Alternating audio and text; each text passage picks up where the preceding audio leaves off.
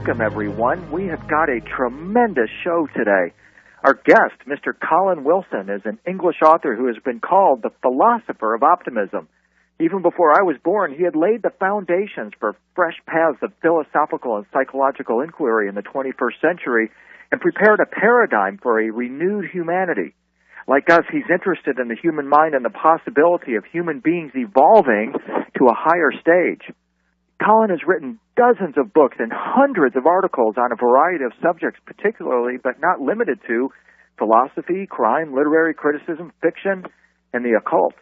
What distinguishes his work in every field is a single driving idea, namely the concept of the outsider and the place of such individuals within the context of these various fields. This year marks the 50th anniversary of his book, The Outsider, the international bestseller which announced the arrival of Colin as a man here to awaken us. In his latest book, Atlantis and the Kingdom of the Neanderthals, Colin propounds the theory that ancient man had a completely different mind from ours and that it could reach genius level, but not at all in our left brain sense of the word. They were basically right brain thinkers who saw things in a completely different way. Their genius was of the right brain. So let's explore it today with Mr. Colin Wilson. Colin, welcome to Dreamland. Thank you very much. It's a true pleasure and an honor to have you here, sir, and we're delighted that your new book is out now and people are able to access this incredible wealth of information that you packed into these 300 pages. It's just it's a marvel of kind of your genius to be able to weave so much disparate information together. It's really the result of about 10 years' work, because I started working on this whole subject of ancient civilizations in 95.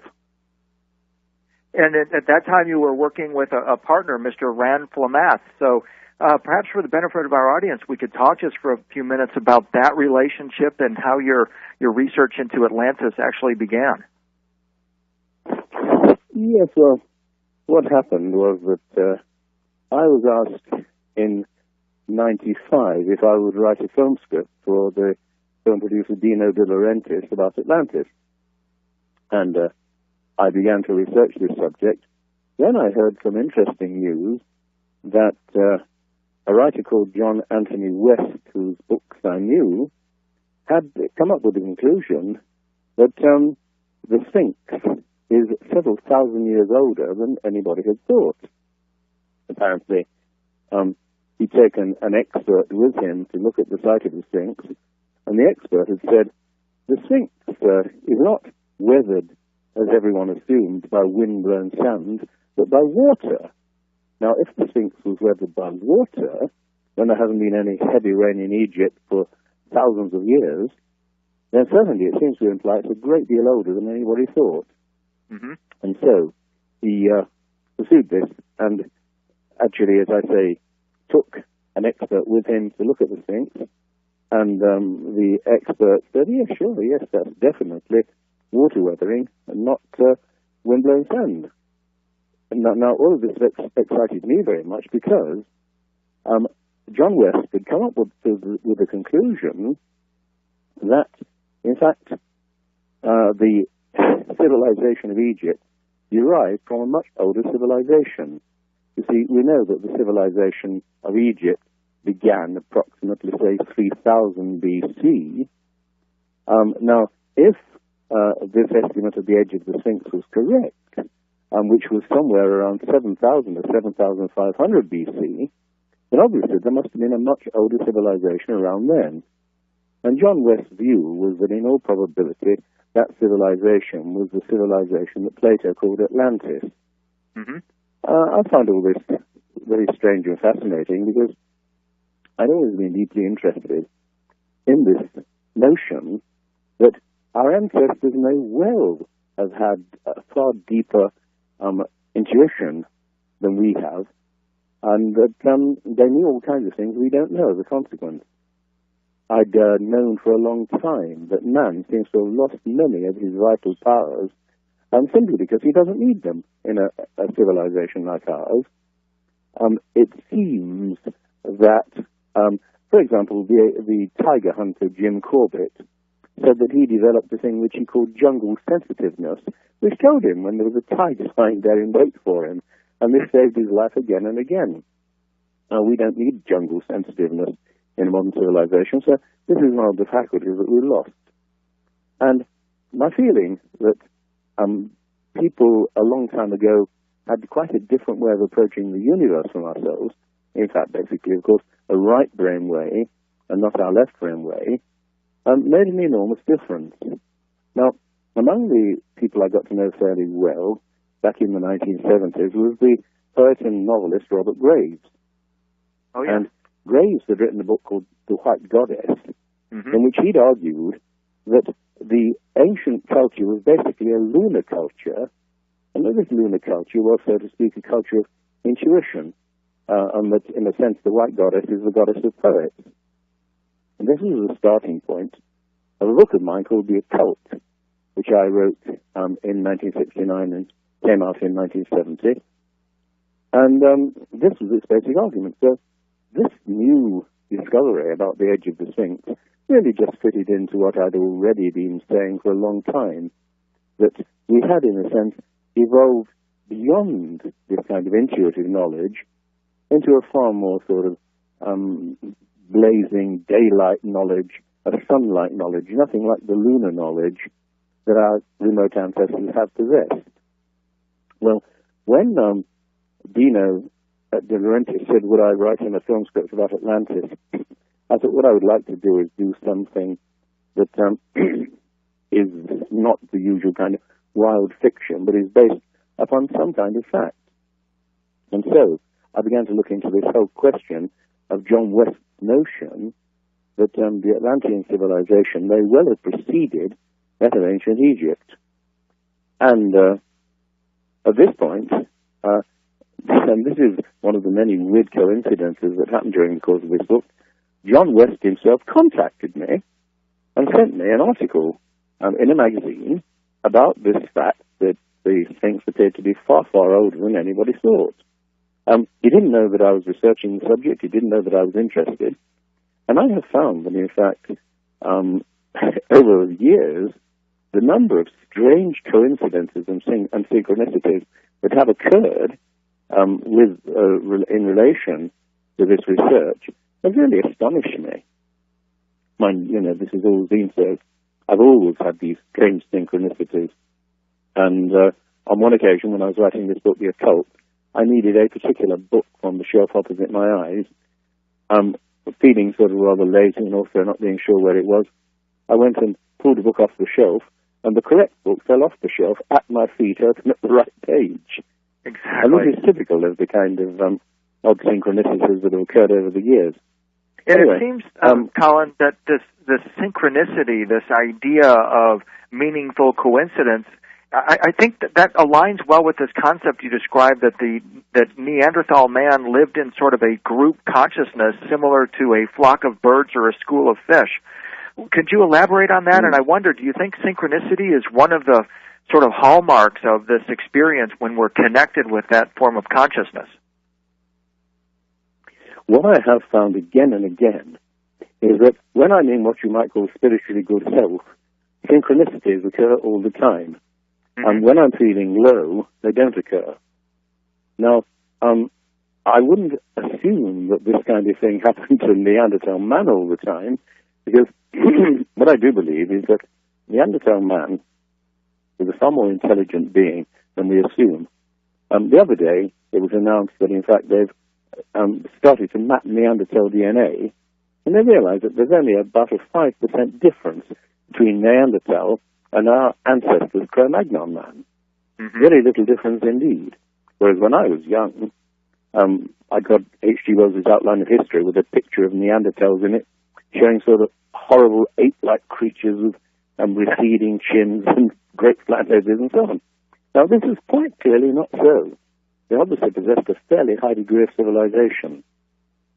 And if they really succeeded in creating, as I quite certainly did, all kinds of interesting artifacts. For example, since that book was written, we've discovered that Neanderthal man invented super glue, We know that he invented the bow and arrow. We know that he had the most astonishing mental range. We also know, and this is interesting, that he was a worshipper of the moon goddess, because the religious sites that have been investigated have shown that he believed he worked his rituals according to a 13-month lunar calendar. And it seems fairly certain that basically he belonged to what I've called in the occult, this right-brain civilization, something completely different from our own.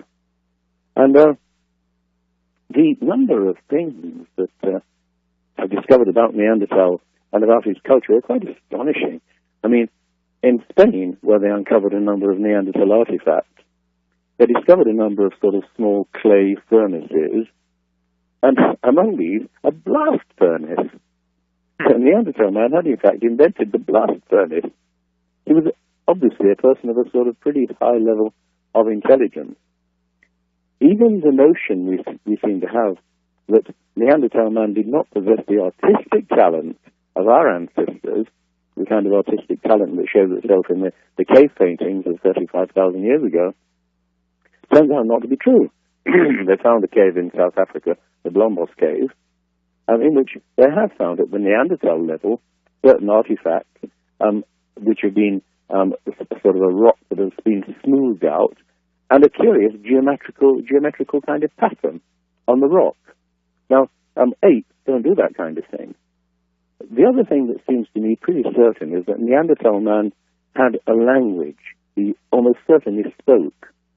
And this is simply because we know that from the shape of the larynx, that his larynx, unlike that of most other animals, had dropped an enormous length of time ago, something like 250,000 years ago or more.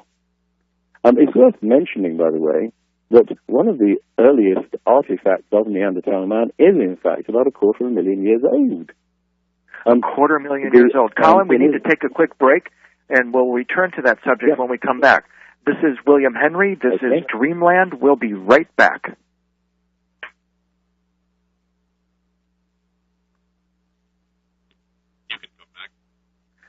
This is William Henry. This is Dreamland. We're continuing with Colin Wilson. Colin, just before the break, we were talking about some incredible artifacts, and you noted that the larynx of Neanderthal man had dropped, indicating that he likely had the capacity of speech and was communicating through speech. And one of the things that I wanted to talk about in relation to this whole idea of the artifacts and the mindset of the Neanderthal is this shamanistic connection that you bring up in the book. Recently, we've had some incredible conversations about shamanism on Dreamland, and we've been learning about various techniques, including one that you write about, the ayahuasca potion that enables us to make contact with the ancient ones. And so in that sense, your new book fits neatly with the conversation that we've been having recently. Why don't we talk about that aspect of it as well, in terms of the mythology of the Neanderthal and how they understood a more powerful reality that we have forgotten, that you suggest might have been actually the powerful reality of Atlantis? Well, the shamans are obviously basically priests. And one of the most interesting things about our ancestors, yours and mine, was that, in fact, they had created a religion in which they must have had priests, and that the famous cave drawings were not, in fact, artistic creations, but were simply created in order to aid the hunting ritual. They therefore had their priests. Now, what they have discovered in a cave, and the name has, for the moment, gone out of my head, is some 75,000-year-old Neanderthal artifacts, including a large stone chest full of bear skulls. The number of bear skulls around the place, number 13, which is the number of lunar months in the year. Mm-hmm. And it seems fairly certain that they also had their priests. They had a religion, and if you had a religion, then you have priests. So it does look as if the difference between ourselves and Neanderthal is very, very slight indeed. And in some respects, I suspect that they, knew better than we did. Because as soon as one begins to develop this left brain faculty, somehow we begin to lose the contact with the sort of deeper self. This is something that I discovered years and years ago in myself, that as a writer, you start off trying very, very hard to master language. You write something that you think is really pretty good. Then you look at it the next morning and, it's absolutely horrible. And you begin to get this despairing feeling that there's nothing you can do about this. You somehow cannot capture your visions, your insights, your intuitions in words. But if you persist, and if you're a writer, there's nothing else to do but persist, gradually and very slowly you'll get good at it. And what you begin to realize is that you contain two people inside you, one of whom has the intuitions, the sudden insights, and the other of whom somehow turns those insights and intuitions into words. Mozart once said that all of his music just walked straight into his head, and all he had to do was write it down. Now, where did it come from? The answer is pretty certainly the right side of the brain, that dark side of the brain, which is totally unknown to us.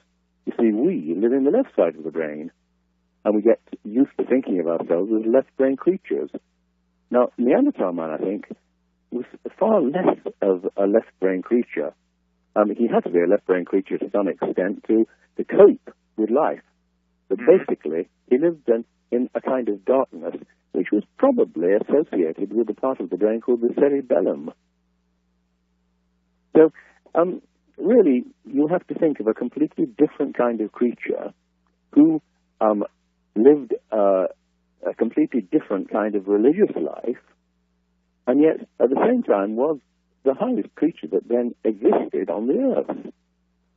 As I say, this Bericat ram, a kind of statuette, almost certainly, of the moon goddess, is 250,000 years old.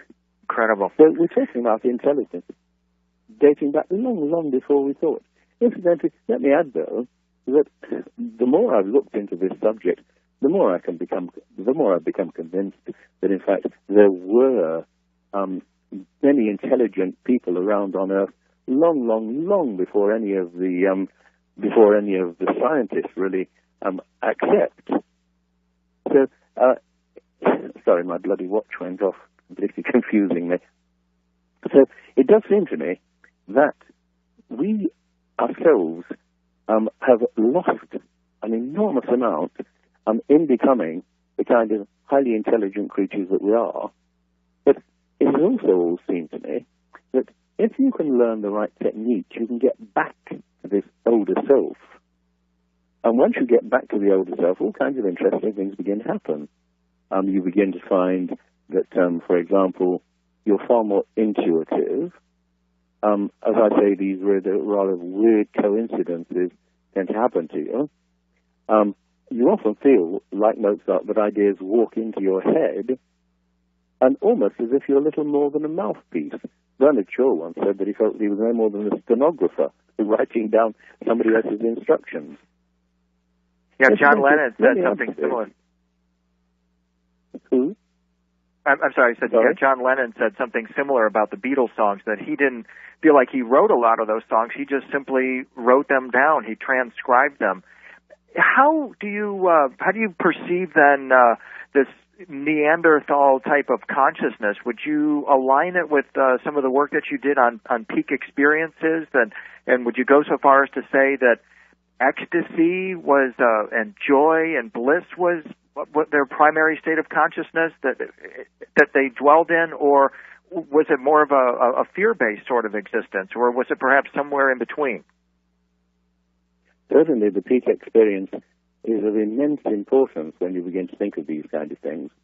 You see, the thing I discovered when I started writing The Outsider 50 years ago is that I was living in a deeply pessimistic civilization that had come to take a sort of pretty low view of human nature. I mean, the most famous writer of this time was Samuel Beckett, whom they gave the Nobel Prize for telling us that life is totally meaningless. And this kind of thing has continued ever since then. Continued and gone downhill. Now, it seemed to me, even in those days, that there was something that I could do about this. Because what we're really talking about is free will, human freedom. And of course, it seemed to me that science, particularly Freudian psychology, had more or less abandoned this notion. And then what happened, as you say, is that Abraham Maslow, the American psychologist, contacted me and told me that he got very interested in studying healthy people instead of sick people. Because sick people talked about their sickness all the time, and healthy people didn't, so he wanted to find out about them. And when he studied healthy people, he quickly discovered something that no one had ever discovered before, and that is that the healthy people had with great frequency what Maslow called peak experiences, these bubbling experiences of sheer overwhelming happiness. But he also discovered another very interesting thing. When he began to talk about this to his students began to remember peak experiences they'd had in the past and to describe them to one another, and they immediately began having peak experiences all the time. Incredible. Now, it seemed perfectly obvious to me that if our civilization tends to think in terms of negation and misery and so on, then we're not going to have peak experiences. If you can somehow persuade people to start thinking in terms of peak experiences, you're going to change everything. And this, of course, is what I've spent 50 years of my life trying to do. And one of the things that you note that is a key to manifesting these peak experiences, I mean, there's lots of meditation exercises and so forth, but one thing you noted that is perhaps the most important is to have the precise knowledge of what you want to achieve and then to calculate how to get there. Talk about that and the importance of that. It sounds so simple, but it's absolutely brilliant. Well, that realization came to me when I was fairly young. In fact, when I was only 16, and when I decided to commit suicide, because I felt that, I was working class, I was working in a factory, I hated it, and I felt that, it looked as if my life was going to be as miserable as the lives of so many 19th century writers. Mm-hmm. And then when I decided to commit suicide, I decided that I would do it by drinking cyanide in the analytical chemistry class. And what I found is I went across to the cyanide shelf and took down the bottle of potassium cyanide, sniffed it and raised it to my lips so that I could clearly smell the bitter almond smell. Something strange happened. I turned into two people. Wow. One of them was this sort of bloody, silly little idiot called Colin Wilson, who was about to kill himself. And the other one was me, who was standing beside him, and who recognized that I didn't give a damn if he killed himself or not, because he seemed such a fool. But on the other hand, if he killed himself, he'd kill me too. And that definitely was not on. And I just corked up the bottle and put it back again. And for the next 2 or 3 days, experienced this bubbling, overwhelming feeling that everything was good. Now, this was really my introduction to the way that one can actually create peak experiences. The writer Graham Greene had done it by playing Russian roulette with his brother's revolver, pointing it at his head, spinning the chambers and pulling the trigger. When there was just a click, experiencing an overwhelming feeling of absolute sheer happiness and relief as he suddenly realized he was still alive. So it seemed to me you can create peak experiences. And when I said to Maslow that you couldn't, he didn't appear to have worked out a method of creating peak experiences, Maslow said, no, there's no way of actually creating the peak experience. They come when they want to and they go when they want to. And I said, but on the other hand, you have realized that when your students talk to one another about peak experiences, they have them all the time. So, in a certain sense, we have discovered the method of creating peak experiences, and the peak experiences, in turn, do tend to have a curious effect. For example, they make us physically healthier.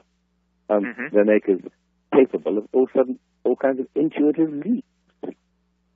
This is incredible. Yeah. When we come back, Colin, we're going to shift gears, if you wouldn't mind, and talk about, let's get back to some of the Atlantean artifacts, and we'll go further as well into the idea of the Neanderthal or Atlantean consciousness. This is William Henry. This is Dreamland. We'll be right back.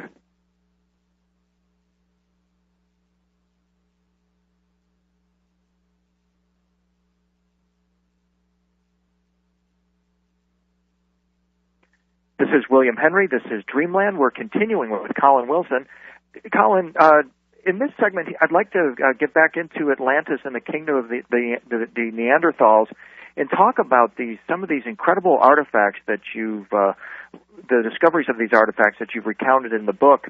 One that is particularly noteworthy and newsworthy, in fact, is the discovery of this strange green Libyan glass. Let's talk about that for a moment. Yep. Well, the broken glass found on the surface of the desert in Libya is not, of course, anything like as old as the various things that we're discussing. Let me say here that this title, Atlantis and the Kingdom of the Neanderthal, is not supposed to indicate that I think there was any direct connection at all between Atlantis and Neanderthal. I'm merely saying that Neanderthal almost certainly created the civilization from which Atlantis sprang. Atlantis, pretty certainly, if we believe Plato, was somewhere around 10,500 BC. This was the time when it went down. Mm-hmm. Neanderthal, of course, had disappeared some 20,000 years before that. So, but the desert glass, the Libyan desert glass, appears to sort of date back about 6,000 BC, something like that, at a time when there should have been no kind of culture in that part of the world. That is in, the Libyan and Egyptian desert. And scientists have no idea how this glass was formed, how it got there, or who made it. In fact, recently there was an Austrian chemist who had established that the glass had been formed at a temperature so hot that it could only have been formed by a meteorite.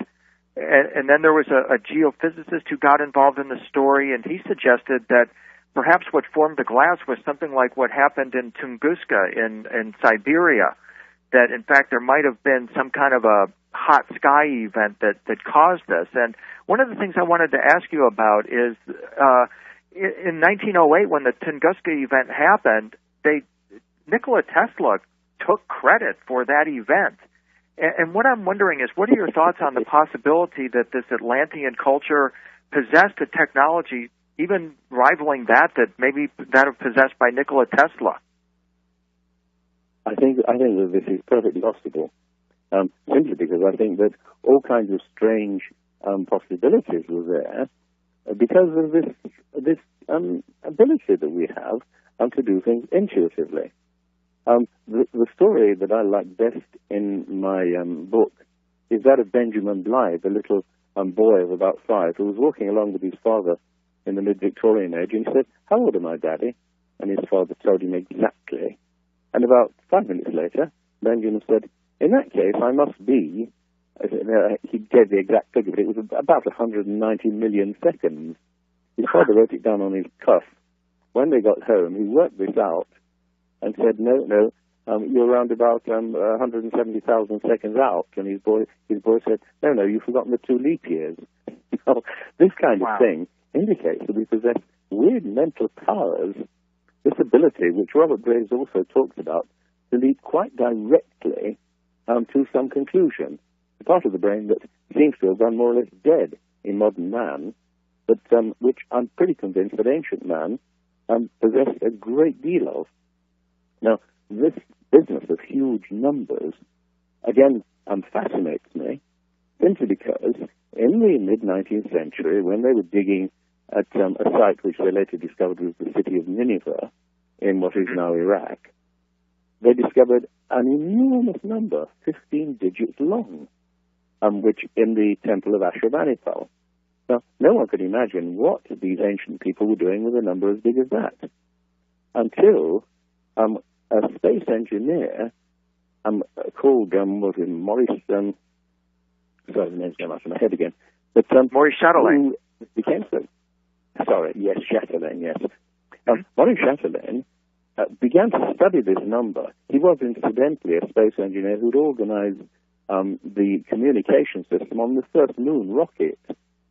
And he began to study this enormous number with a computer, and immediately discovered that it wasn't just some kind of casual number. It could, in fact, be reduced to sort of, I can't remember what it was, but it was something like 60 times 7 to the power of 12 or something like that. Now, what he realized was that this vast number was in fact, if he reduced it to seconds, assume that he meant seconds, he got roughly 6 million years. And why did he reduce it to seconds? Simply because he remembered that the Sumerian civilization, which is about the earliest civilization we know, the Sumerian civilization had calculated in 60s. Now, they were the people who invented 60 seconds to the minute, 60 minutes to the hour, and so on. Mm-hmm. And he immediately discovered that the whole thing began to make sense the moment he began to calculate in seconds. Now, little by little, he came to the conclusion that, in fact, whoever created this vast number knew an enormous amount about astronomy, about the universe in general, certainly far, far more than would have been possible that long ago. You know, we're sort of talking about getting 700 BC or something of the sort. Now, as soon as he really began to look into this, he realized that such enormous numbers seem to indicate that our ancestors had this immediate intuition of something completely different from anything that we have. Now, he began to wonder whether it was possible that this vast number referred to something that is sometimes called the cosmic constant, or the constant of the solar system, some vast number in which all of the numbers in astronomy, all of the numbers of the solar system, can be divided exactly.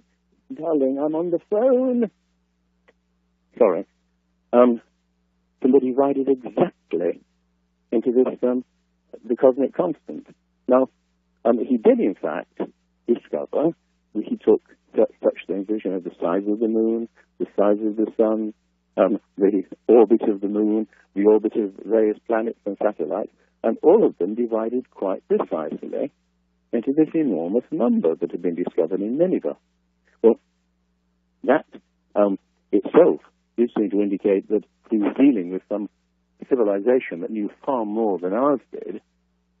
He then he discovered that it was incredibly accurate, accurate to the six decimal places of a second.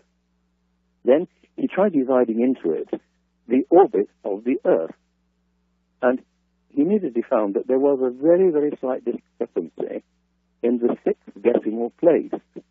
Now, this sounds like absolutely nothing, but it had been so accurate with regard to all of those other numbers, the orbit of the moon and the sun and all these kind of things. He began to wonder why the ancients had got it wrong in this one particular. Then he remembered an interesting fact. The Earth is slowing very, very slowly at a rate of about 1/12 millionth of a second per year, which means that, in due course, it'll be far, far slower than it is at the moment. Now, he then, assuming that this Nineveh number had been calculated a long time earlier, worked out when it would have been completely accurate for these purposes. The answer was around 65,000 years ago. Wow. In other words, it is possible that the Nineveh number was created 65,000 years ago. So there was someone around who was intelligent enough to do this kind of thing. Now, the number of similar strange coincidences I came across was so staggering that I realized that surely there must have been ancient civilizations long before the Sumerians. You see, for me, one of the most convincing arguments of all is the very simple fact that the Greeks had a measure which is called the stada, which was the length of a stadium, under about 10 or 11 stada, and through the mile. Now, the interesting thing is, the Greeks did not know the size of the Earth until around about 250 BC, when it was worked out by Eratosthenes. And yet, when you measure the polar circumference of the Earth, it comes quite precisely to 216,000 stada. Not approximately, but exactly, which means that God created the stardust. Now 216,000 is 60 times 60 times 60. So we're once again back with this measurement of 60.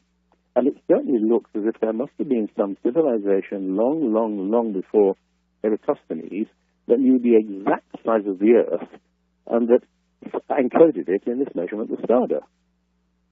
So this seems to me the most conclusive evidence of all. I don't see that there's any way around that the polar circumference of the Earth should be so precise.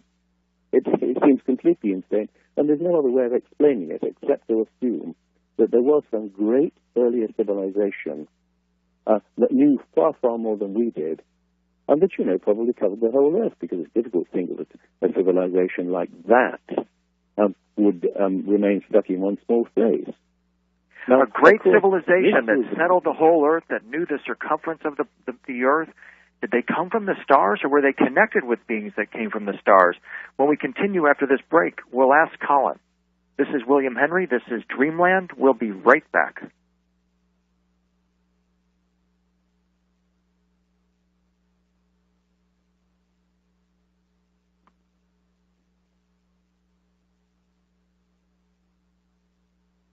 This is William Henry. This is Dreamland. We're continuing with Colin Wilson.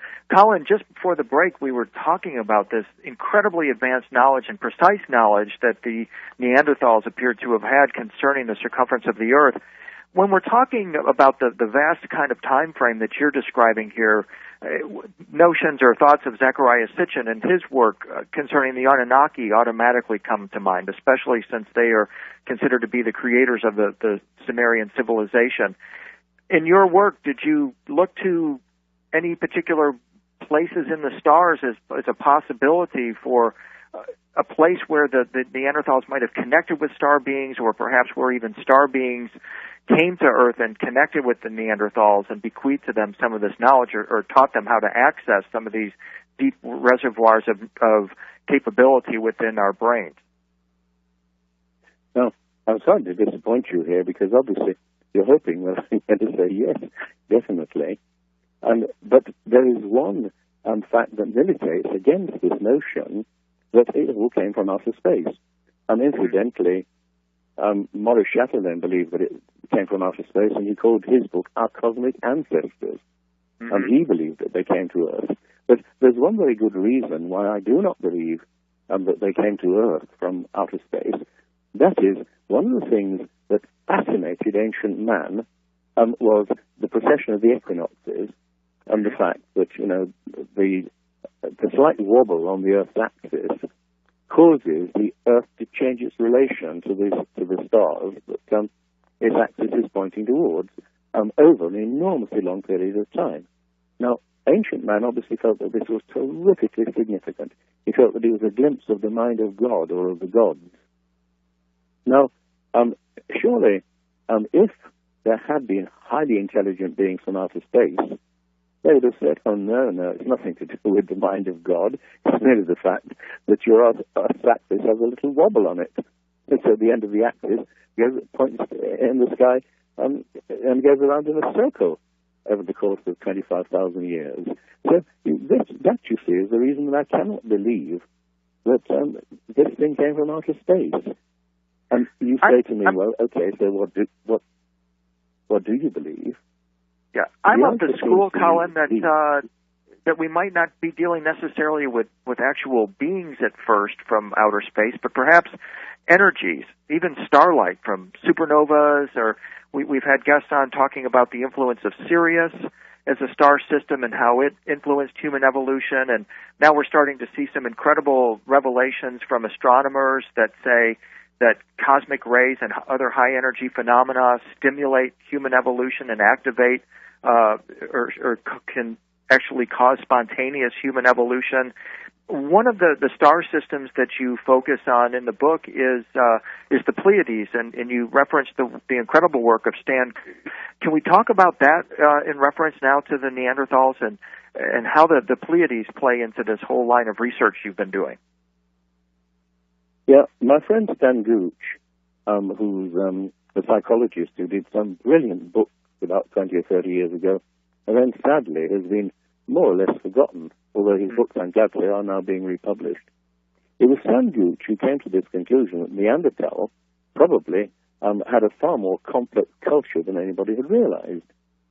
And the reason that Stan thought so was that he had looked into past civilizations and come to the conclusions, in other words, the kind of conclusions that you and I are talking about at this moment.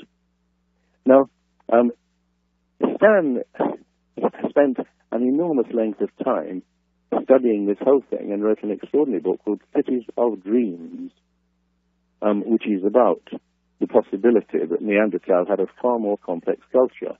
Now, when I read Cities of Dreams, which came out in the late 1980s, my first thought was, what does he mean, Cities of Dreams?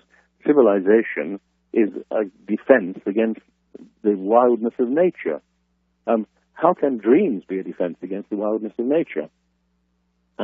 And they rejected the whole idea. And so, as I reread his book 10 years later, I began to see that actually he was onto exactly the same thing that I'd been onto, that John West had been onto, that Graham Hancock had been onto, that there appears to be a far, far older civilization than we realize. At the end of this book, I even quote the nuclear physicist Frederick Soddy, saying in the first decade of the 20th century that there have probably been dozens of civilizations on this earth that have come and gone and that we have totally forgotten about.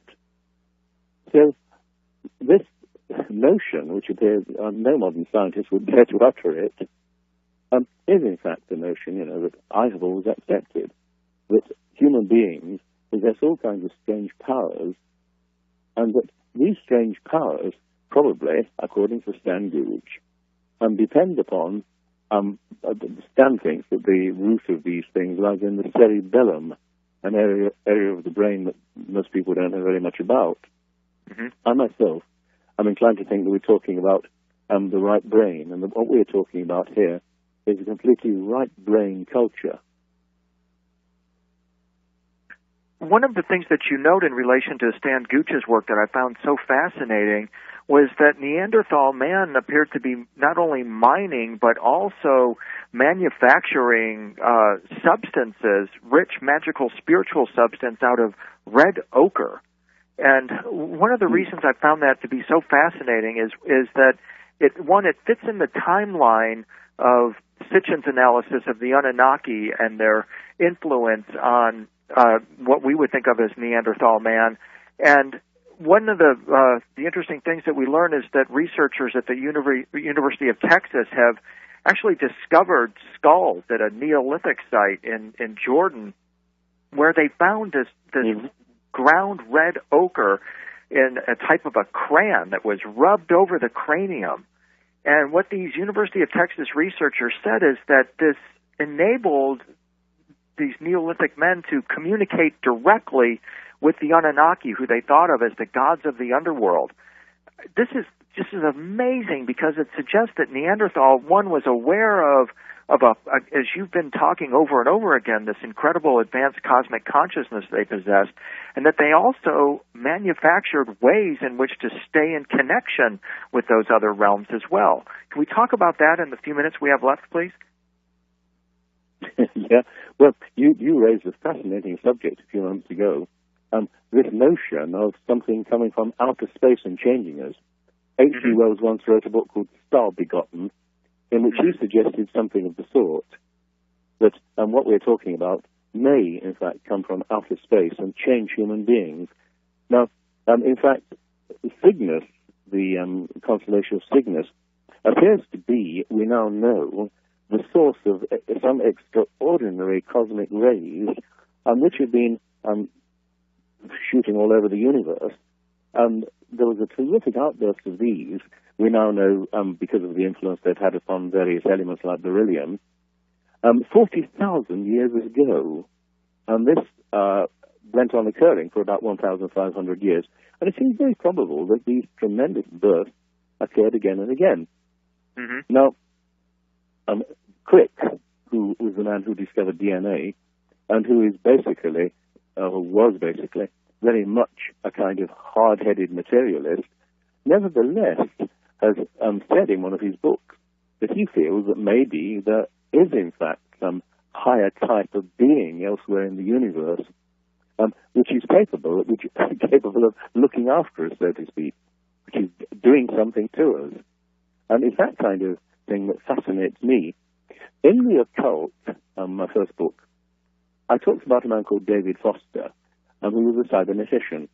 And what David Foster said was that when he looks as a cybernetician at nature, let's say a simple thing like an acorn, he can immediately see that the acorn is a program for an oak tree, seems to have been created in the same kind of way as those funny little plastic biscuits that we used to have in those very early days of washing machines. You took it out and it had little programs carved along the edge, and you shoved it in one way or the other according to whether you wanted to wash wools or cottons or whatever. Now, what David said was that as a cybernetician, one of the most basic rules he realized when he was trying to design cybernetic systems for people was that you needed a far higher energy for designing whatever you were trying to design. So, for example, you can only drive a car because your mind works a lot faster than the engine of a car. Otherwise, you'd crash. Mm-hmm. Now, what David said was that the evidence of life and of DNA and so on was that he appeared to have been programmed by some much, much higher energies. And he said all that he could think of was cosmic rays. Now, this was back in rather something like 1958 that he'd realized this, that they appear to be being programmed by something which is coming from outer space. So what we're talking about is some slow evolution of human beings, and I believe by some kind of plan, some kind of scheme. I think indeed that there is what you might call intelligent design, and the intelligence is not ours, it's out there, maybe in the Cygnus constellation.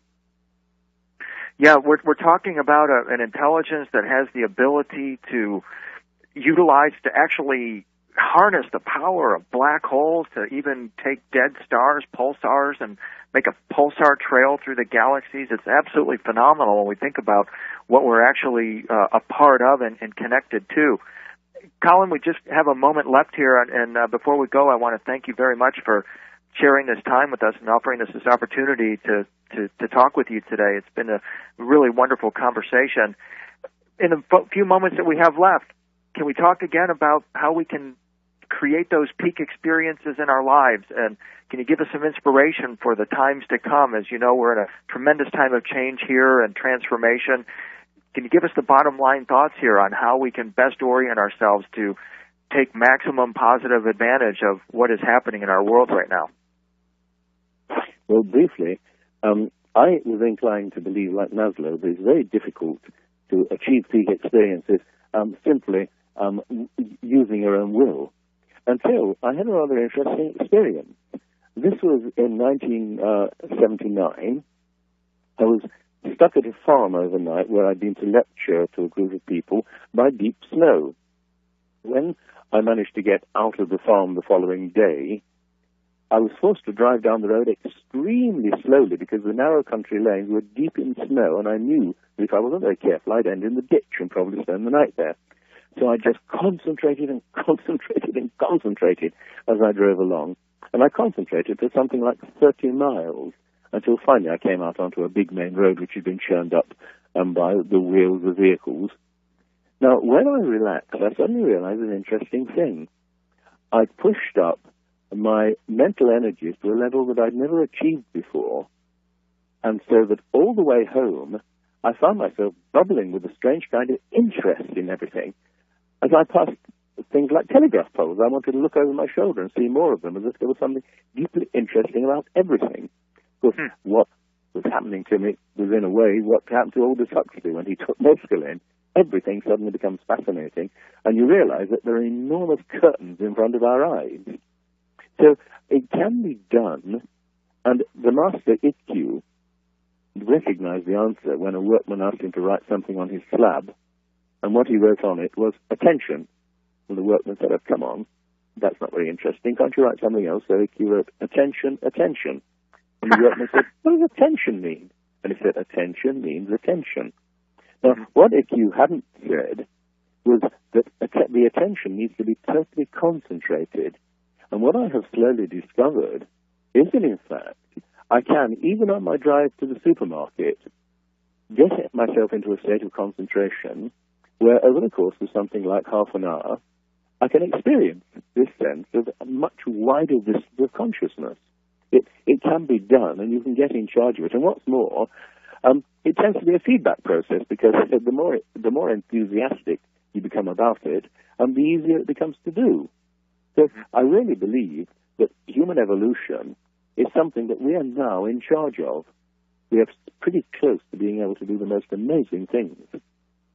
Wonderful. Well, once again, Colin, thank you so much for joining us, and best of luck to you in the future, and we'll look forward to talking with you again. This is William Henry. This is Dreamland. Next up, Linda Moulton Howe.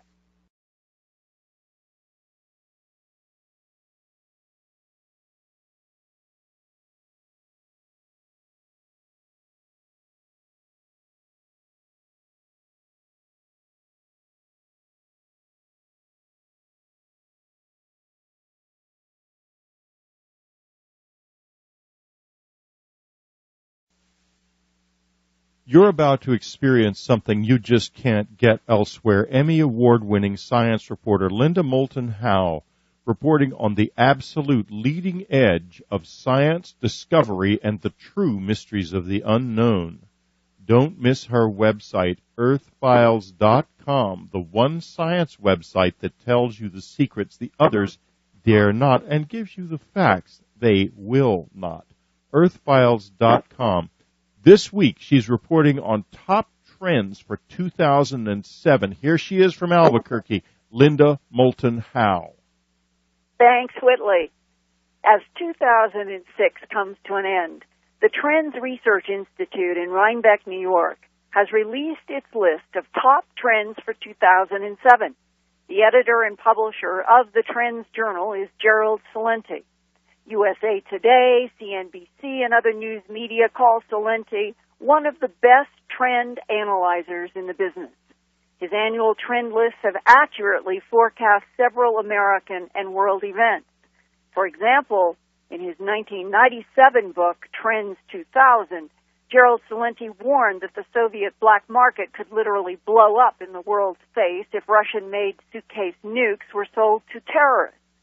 He also predicted the 1998 financial collapse in Southeast Asia that caused great turmoil in the United States and global markets.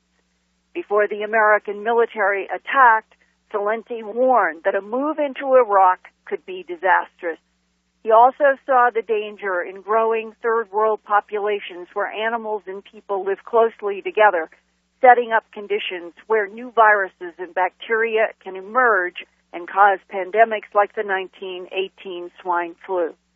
Soon after that trend warning, millions of chickens in Hong Kong had to be slaughtered to prevent the new and lethal H5N1 avian virus from spreading in poultry.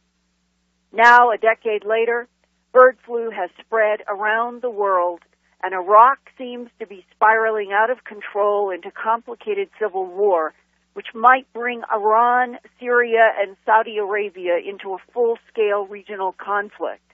The world is obsessed by terrorist threats, possible nuclear attacks, and what will happen to economies if a nightmare explodes. While the United States is struggling to pay for the Iraq war and to maintain its weakened influence in world affairs, other nations, such as China, are leaping forward with economic vigor. In fact, at the top of Gerald Celente's top trends for 2007 is China America. The 20th century was called the American century, and it really did belong to America.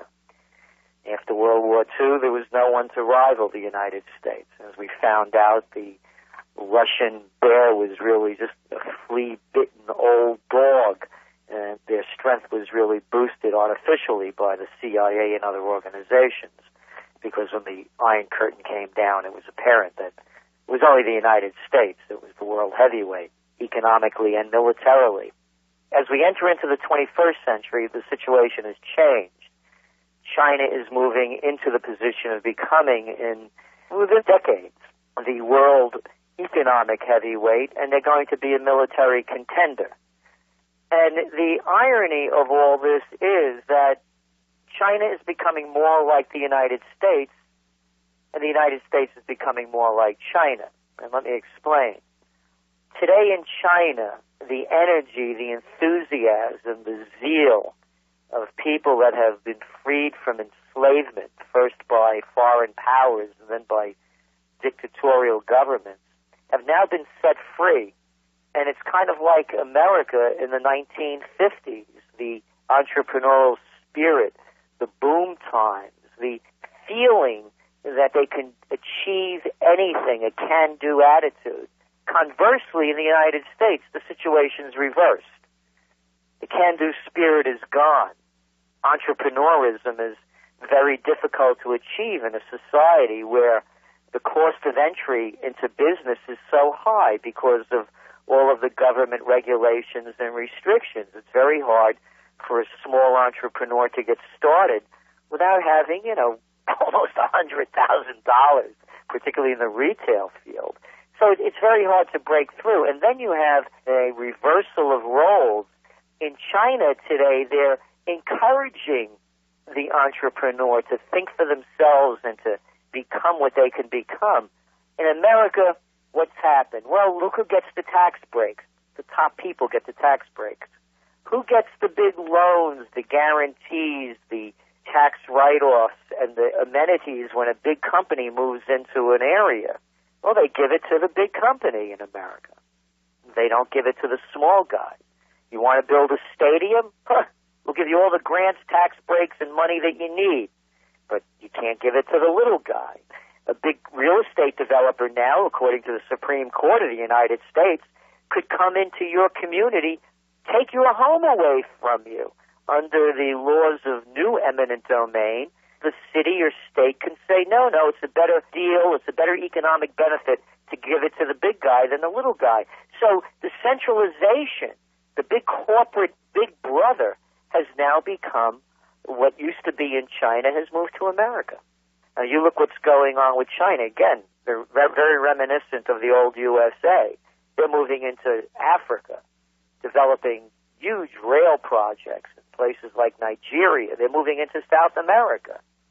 In part of this whole issue of the declining and controversial influence of America now on this planet is another one of your trends, medical tourism. Can you explain that further? Well, they call it medical tourism because people in the United States are going to foreign shores to get medical treatment. Right now, the major part of the business is with dental surgery and cosmetic surgery. And because the prices abroad, just as the prices abroad to get manufacturing done are so much cheaper, well, the same is with medical tourism. People could go overseas and get that hip replacement, knee replacement, whatever it might be, for a fraction of the cost of what it costs in the States. In the United States, we have, some 44 million people without health insurance. So when you need medical treatment, where do you go? Well, you go to the same place that the manufacturers are going. They're going offshore. And this trend is just beginning. They're estimating in 2007 about 750,000 people will be going abroad for surgery of some kind. And we think it's going to continue. This is just the beginning of the trend. Also, when we're looking at comparable health facilities, when it comes to post-operative care, they outrank the United States in terms of how they treat the patient afterwards. So this is going to be a huge business. And as you are describing this turning to other parts of the world for Americans to get cheaper medical care, you were describing as a big trend in 2007, systemic recession. Yes, the economy is only going to get worse in the United States. We all know the numbers, and the numbers don't lie. The median household income in the United States is 5.4% below what it was in 1999. That's like a $3,000 a year loss after inflation. The gap between the rich and the poor is the widest in the United States than any other nation. So while you may see growth in the U.S. according to the numbers, In reality, the paycheck-to-paycheck everyday worker is losing ground. Why even a college graduate today is earning over 3% less than they did 5 years ago. So by every measurement, the average American family is already in a recession. And then we look at the engine that pulled the United States out of the 2001 recession, and that was the housing market, that big housing bubble. Well, now that bubble is burst. People borrowed against their homes with home equity loans. Now they have to pay them back. By every indicator, you name it, housing construction in the United States, the real estate business is in a recession. So we're going to see a long-term recession that's just going to keep eating away at the American consumer. You talk to the average person, they're in recession. They're borrowing money just to pay off their debt. And meanwhile, Wall Street keeps blasting that everything is fine because Wall Street is going up. And yet this seems to be an underscore of this huge disconnect between the tiny minority that use Wall Street and everyone else in the United States that's looked at as sort of hamsters in the economic cage. And that, I think, is a good description of what you call a 2007 trend in the United States as the plantation economy. That's right. Just like the old antebellum South. And that is the folks on the plantation who own it. They're doing fine. It's never been better.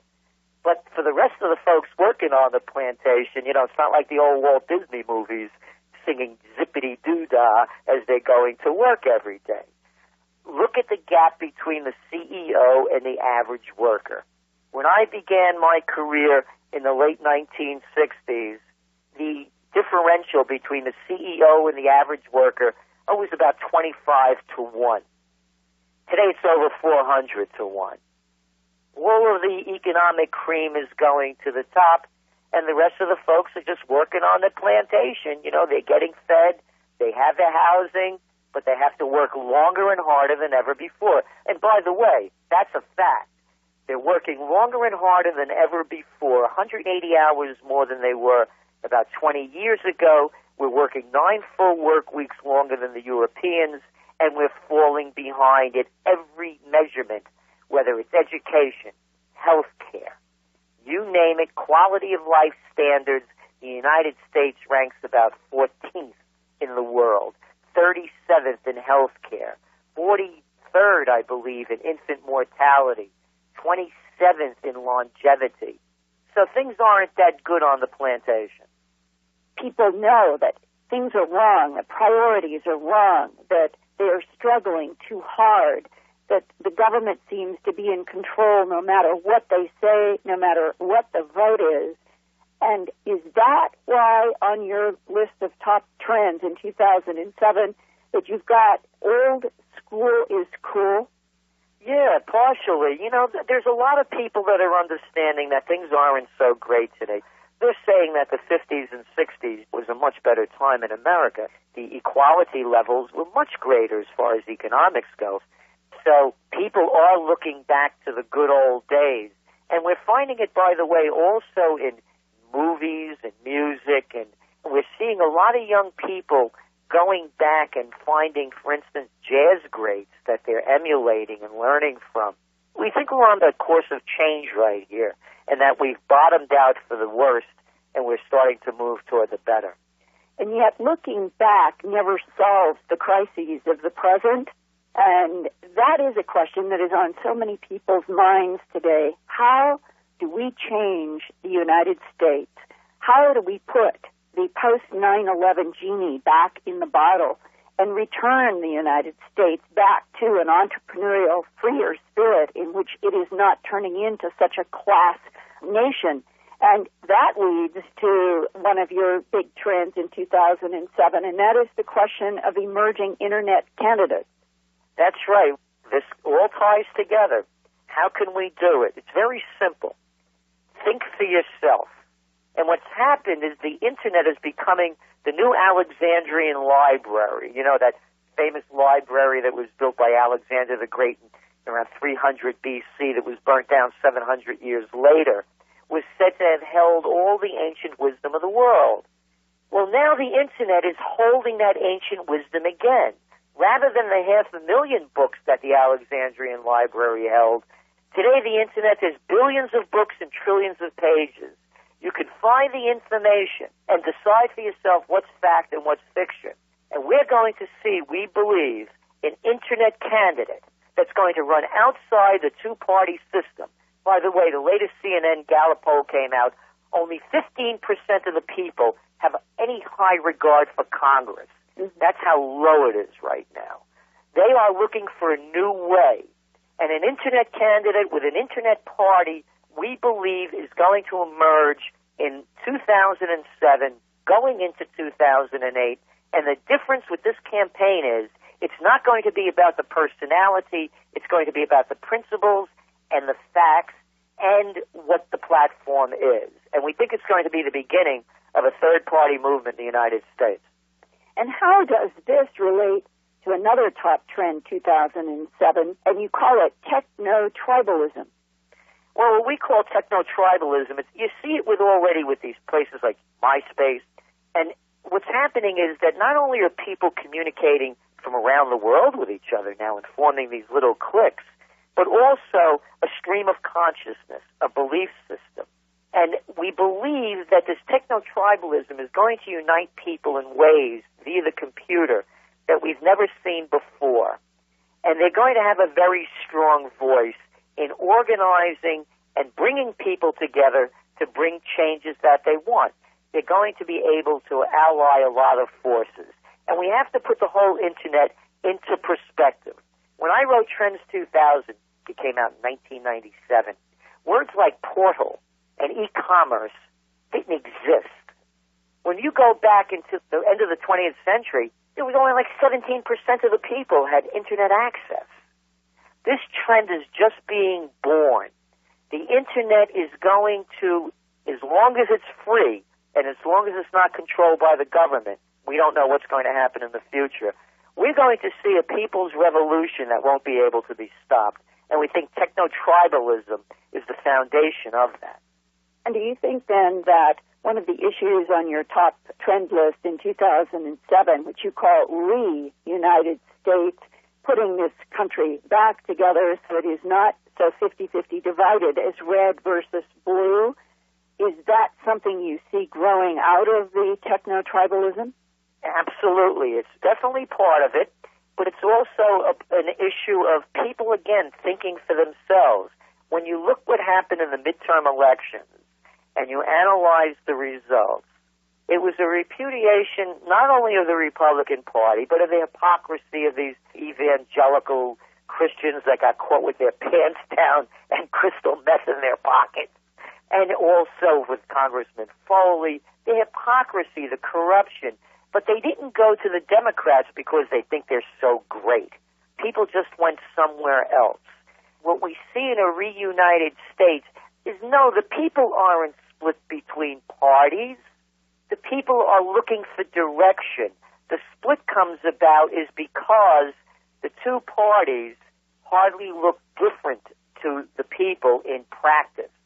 And we think that a populist type of candidate, a uniter, in the truest sense, that represents the people rather than the special interests, you will see a country that will go in large percentage for one candidate, if that candidate speaks to the people rather than the special interests.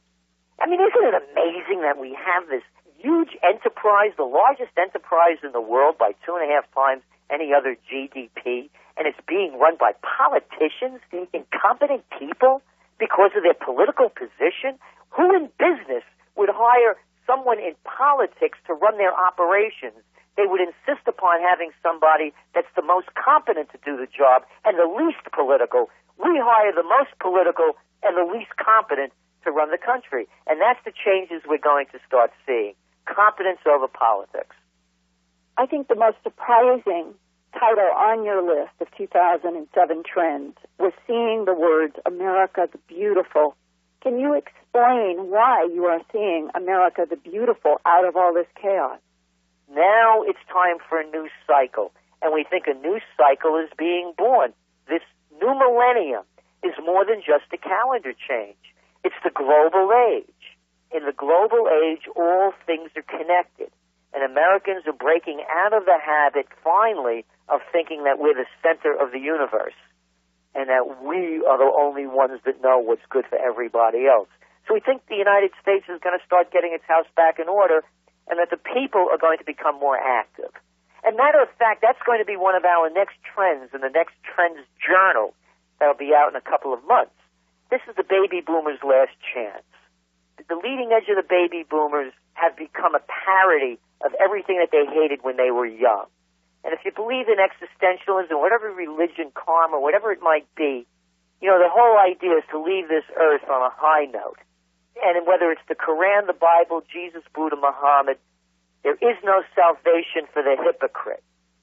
And the baby boomers are now hitting their 60s, and they're looking at the hypocrisy of the lives that they're living compared to the lives that they said they were going to live. And we think that that leading edge of the baby boomers, the first wave, are going to start changing course and demanding a change in society, and they're going to become active again. And we think that the wealthy baby boomers in their late years are now going to start putting their money where their mind was when they were younger and had the ideals for a better life. And if the United States is going to flower into something more beautiful again, there is one bright note out of 2006, and this comes from the Institute of International Education. For the first time since 9/11, the number of new foreign students coming to the United States grew. And where were the most foreign students coming from? China and India. So, Whitley, it feels like we are in such turmoil that nothing beautiful could evolve anymore. But maybe Gerald Salenti and the Trends Journal are right about seeing a turnaround in the spirit of this country, both fighting for the individual again and fighting for a new kind of spirit in government. Well, let's hope so. Linda, of course, as the population ages, people tend to cling to things and to be more resistant to change. So I wonder if he is right. We'll have to see in the future, I guess. Linda, it's been great having you on the show, and we'll talk again next week, I'm sure. Years, the number of strange coincidences and synchronicities that have occurred in relation to this research have really astonished me. Mind, you know, this has always been so. I've always had these strange synchronicities.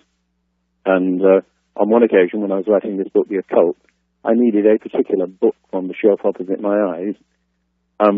Feeling sort of rather lazy and also not being sure where it was, I went and pulled the book off the shelf, and the correct book fell off the shelf at my feet, open at the right page. Exactly. And this is typical of the kind of odd synchronicities that have occurred over the years.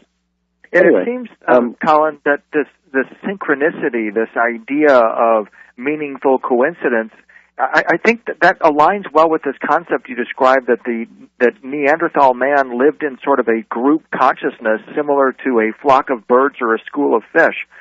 Could you elaborate on that? And I wonder, do you think synchronicity is one of the sort of hallmarks of this experience when we're connected with that form of consciousness?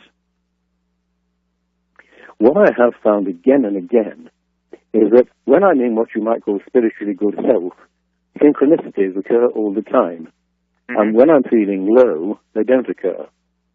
Now, I wouldn't assume that this kind of thing happened to Neanderthal man all the time, because what I do believe is that Neanderthal man was a far more intelligent being than we assume.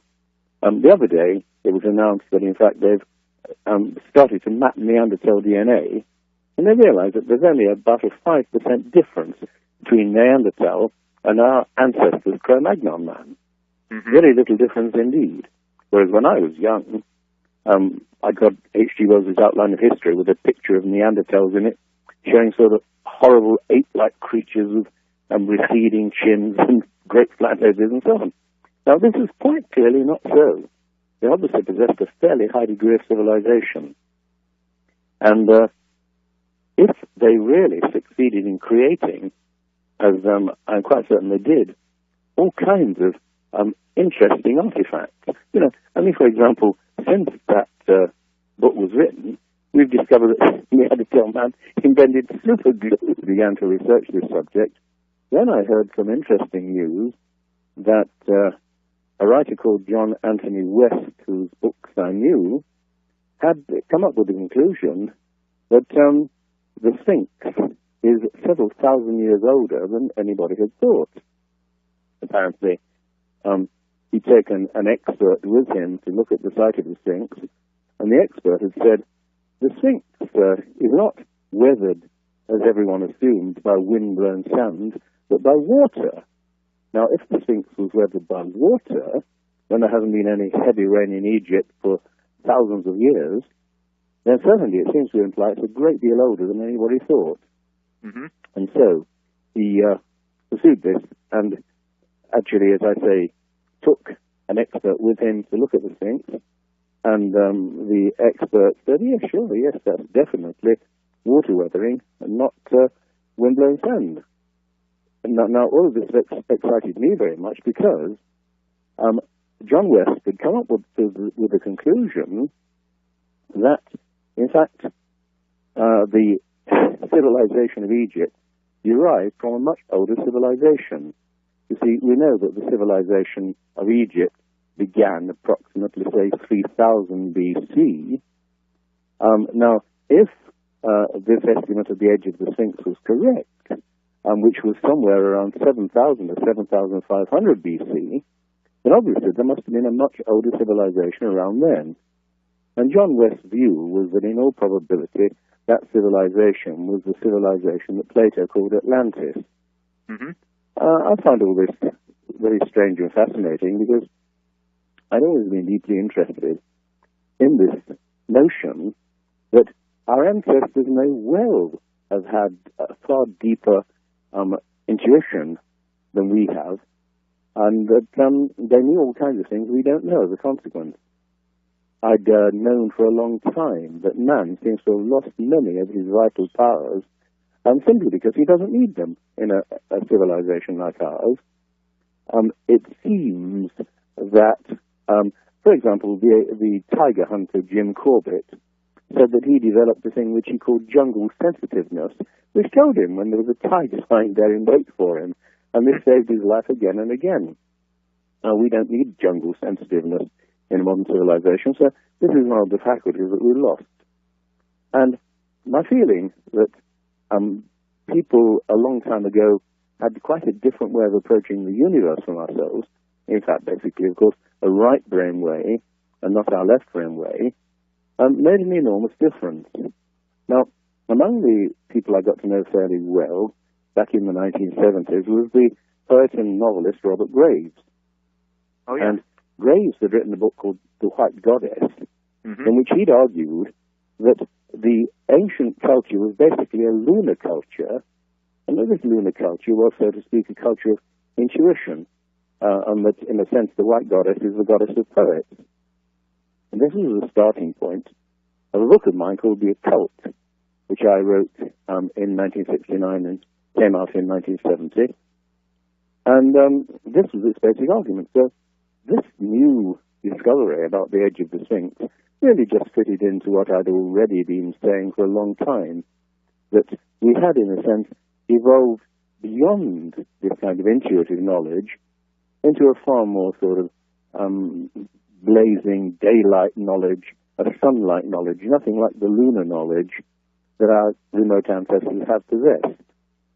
Well, when Dino De Laurentiis said, would I write in a film script about Atlantis, I thought what I would like to do is do something that is not the usual kind of wild fiction, but is based upon some kind of fact. And so I began to look into this whole question of John West's notion that the Atlantean civilization may well have preceded that of ancient Egypt. And at this point, and this is one of the many weird coincidences that happened during the course of this book, John West himself contacted me and sent me an article in a magazine about this fact that these things appeared to be far, far older than anybody thought. He didn't know that I was researching the subject. He didn't know that I was interested. And I have found that, in fact, we know that he invented the bow and arrow. We know that he had the most astonishing mental range. We also know, and this is interesting, that he was a worshipper of the moon goddess, because the religious sites that have been investigated have shown that he believed he worked his rituals according to a 13-month lunar calendar. And it seems fairly certain that basically he belonged to what I've called in the occult, this right-brain civilization, something completely different from our own. And the number of things that I've discovered about Neanderthal and about his culture are quite astonishing. I mean, in Spain, where they uncovered a number of Neanderthal artifacts, they discovered a number of sort of small clay furnaces, and among these, a blast furnace. A Neanderthal man had, in fact, invented the blast furnace. He was obviously a person of a sort of pretty high level of intelligence. Even the notion we seem to have that Neanderthal man did not possess the artistic talent of our ancestors, the kind of artistic talent that shows itself in the cave paintings of 35,000 years ago, turns out not to be true.